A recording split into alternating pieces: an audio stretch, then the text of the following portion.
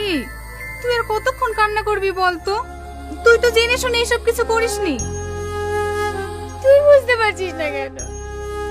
যাকে আমি এতদিন ধরে না দেখে ভালোবেসে গেলাম, যাকে আমি এক নজর দেখার জন্য ছুটে ছুটে বেড়ালাম, আজ আমি মিথ্যা অপমান দিয়ে তার জীবনটাই শেষ করে দিলাম।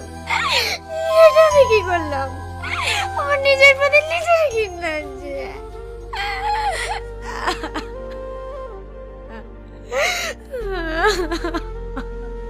তুই কাঁদিস না, একটু শান্ত হ, সব ঠিক হয়ে যাবে। কিচ্ছু ঠিক হবে না। ও জেলে থেকে ওর জীবনটা নষ্ট হবে, ওর আমি বাড়ি বসে বসে দেখবো না? আমি এক্ষুনি যাবো। তুই কোথায় যাবি? পুলিশের কাছে সব সত্যি কথা বলে ওকে ছাড়িয়ে নিয়ে আসবো। তুই পাগল হয়ে গেছিস নাকি? এই মুহূর্তে যদি সত্যি কথা বলে টনিকে ছাড়িয়ে নিয়ে আসিস, তাহলে তো সারা জীবনের মতো টনির কাছে ঘৃণার পাত্রী হয়ে যাবি। তাহলে এখন আমি কি করব? আমার কথা শোন, দেখ, তুই যদি এখন টনিকে ভালোবাসার কথা বলে ছাড়িয়ে আনতে যাস, তাহলে টনি সব থেকে বেশি ঘৃণা তোকে করবে। কারণ ও ভাববে স্বার্থের জন্য তুই ওকে ছাড়িয়েছিস। তুই ওকে ছাড়াবি, কিন্তু প্রেমিকা হিসাবে নয়, ভালো বন্ধু হিসাবে। তুই যে ওর প্রতি অন্যায় করেছিস, এটা পুলিশের সামনে খুলে বললেই ওকে ছেড়ে দেবে। হ্যাঁ, আমি সব সত্যি কথা বলবো। ওকে ছেড়ে দেবি তো? হ্যাঁ, ছেড়ে দেবে, কিন্তু সঙ্গে করে কলেজের প্রিন্সিপালকে নিয়ে যাবি। ঠিক আছে, তাই নিয়ে যাবো। তুমি একটা স্টুডেন্ট হয়ে তোমার এরকম মাথায় কুবুদ্ধি আসে কি করে? সি, একটা ভালো ছেলে ভাড়া তো লজ্জা লাগেনি?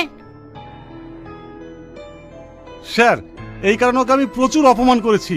আপনি আর কিছু বলবেন না। আপনি এসব বিষয়গুলো একটু খেয়াল রাখবেন, কারণ এতে কলেজের দুর্নাম হতে পারে, একটা ছেলের জীবন নষ্ট হতে পারে।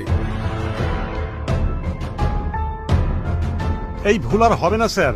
আপনার কাছে বিনীত অনুরোধ, এই নির্দোষ ছেলেটাকে ছেড়ে দিন। ঠিক আছে, আপনি এখানে সই করুন।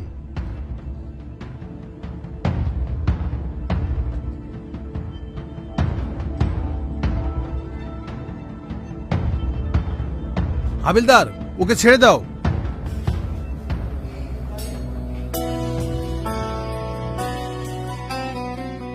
টনি, আমার ভুল হয়ে গিয়েছে, তুমি আমাকে ক্ষমা করে দাও। Tony, Tony.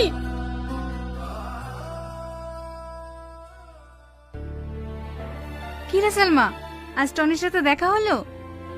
হ্যাঁ, দেখলাম।